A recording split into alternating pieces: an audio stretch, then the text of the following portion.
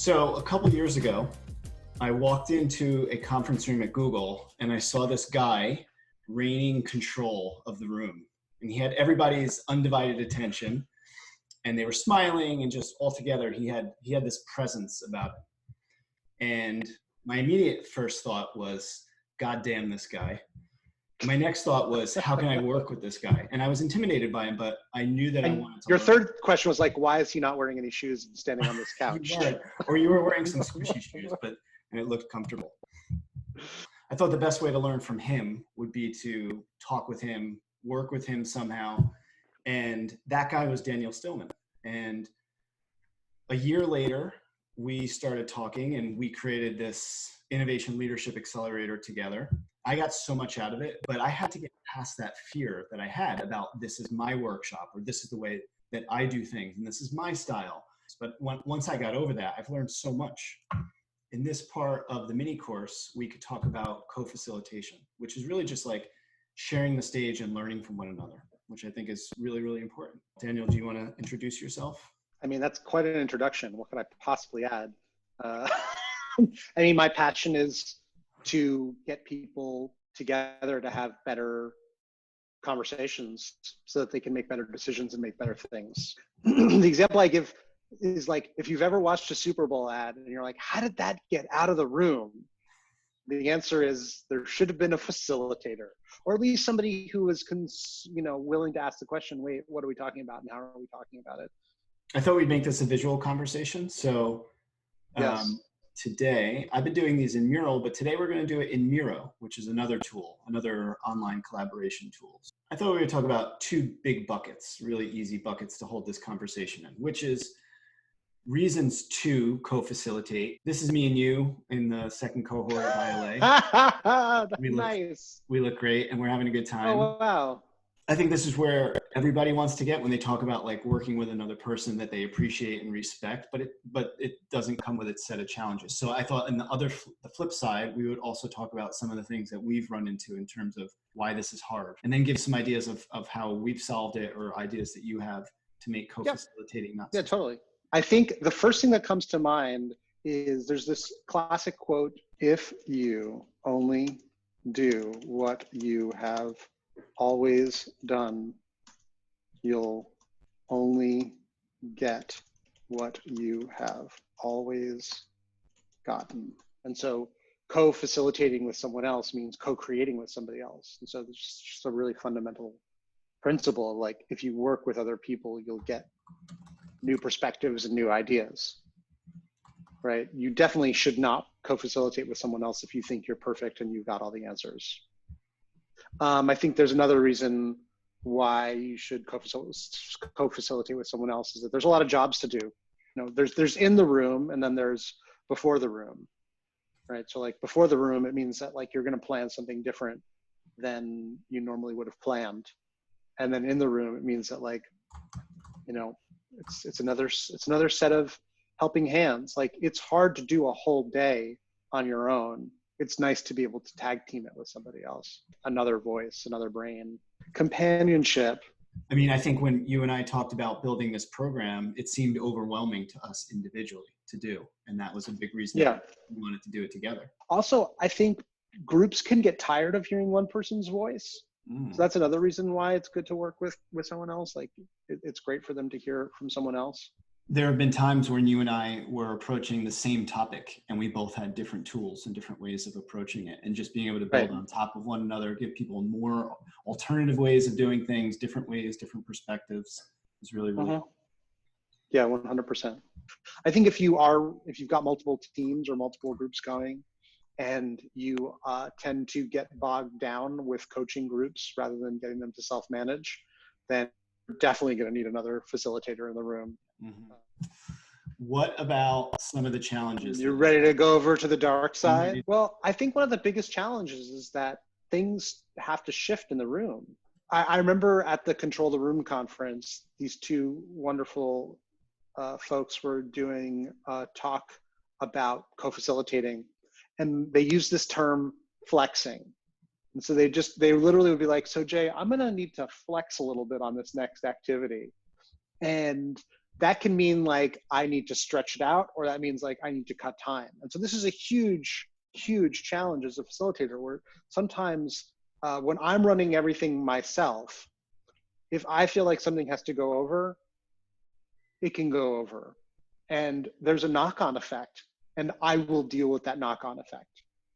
And so I was co-facilitating with another group, and this guy flexed hard into my section, and he'd asked me to prepare some slides to specifically go over a particular topic, and we didn't have time to do it. And I was like, whoa, I felt stepped on. And so this is the question of like, what's more important, the experience of the people in the room, right? Or the experience of your co-facilitator? Yeah. In improv, we have this idea of like, you always want to make your partner look good. In another tip, we talked with Dana Mitroff-Silvers about improv, and I really like that she uses this principle. I think it's really important. Yeah. And so the other thing that you and I have done a lot is just talking endlessly sometimes about one activity, let alone like a day, and then forget an entire program. You and I have done a lot of talking and back and forth to review and make sure things fit and feel good. Right. If you want to go fast, go alone, right? If you want to go far, go together. That's it. Something else I'll say is there's a trust, there's like a rubber band effect. You each think the other one's got it. So I'm going a little long, and the other guy's like, oh, Daniel's got it. It's fine. He's going to take care of the next thing. But like, I think it's actually his job to move us forward because I think he's doing the next activity. And so I'm expecting my partner to take the stick. And so I think it's really important to have a stick and to pass the stick. And say like, hey, if I'm doing this activity, it's my job to end it and hand it over to you at the exact right time. Yeah, I think the other thing is personality. Like so you and I are very different personality types. You hold presence in the room. You're sometimes you lead from the front, and I'll be leading from the side or from the back. And I've seen you do all three. I have, but I think there's a preference. I tend to say what I have to say and then back up, and tend to be more quiet and do a lot of one-on-one and small group. And you're more comfortable in the front of the room.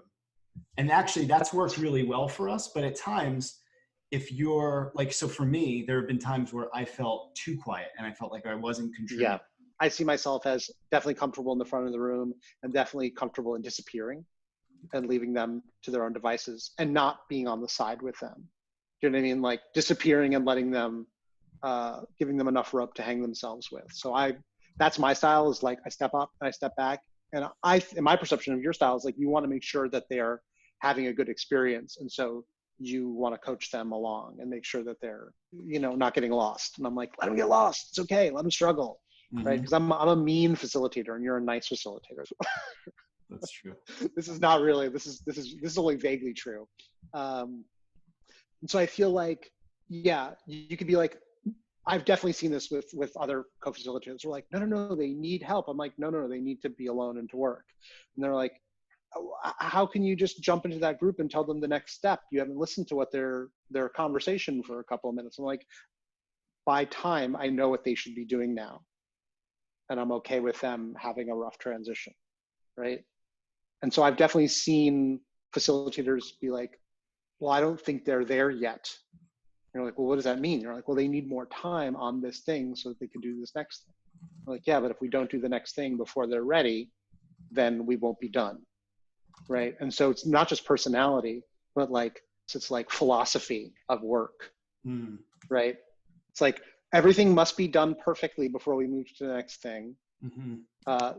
Quick, fast, and dirty. Stumble, like if those are like these two perspectives, wow, are we here to get an experience or are we here to get results? So I've been on both sides of that. And that's what the interesting thing is. If you are in relationship, if you are harder or softer or introverted or extroverted or loud or quiet, depending on which side of the coin you're on, you start to care for the people in the room from different perspectives. So sometimes I've just had to be really hard on the group and say, like, this is taking way too long. We're asking them for their opinion every step of the way. Let's just rip and get through it. And then on the other hand, I've been in the room with people who are just like, I'm here to get shit done. And I'm like, yeah, but the poor people, the people right. in their eyes. They're having a bumpy ride. So I think somebody needs to ultimately be in control at every moment, because it's really hard to co-create those decisions. And so if you look at like the having the conversation and sharing the stick and passing the stick, I think there does need to be like alignment on here's the agenda and here's who gets to make the call at each moment, you know? And so that's why some people like say there should be like a primary and a secondary. Like I've worked with companies where it's clear that there's always a lead facilitator and a co-facilitator. But I think with you and I, and you know, work that I've done with other facilitators, like we are co-facilitators. And that's actually a more challenging position to be in, because if both people's opinion matters the same amount, then how do you decide? Yeah.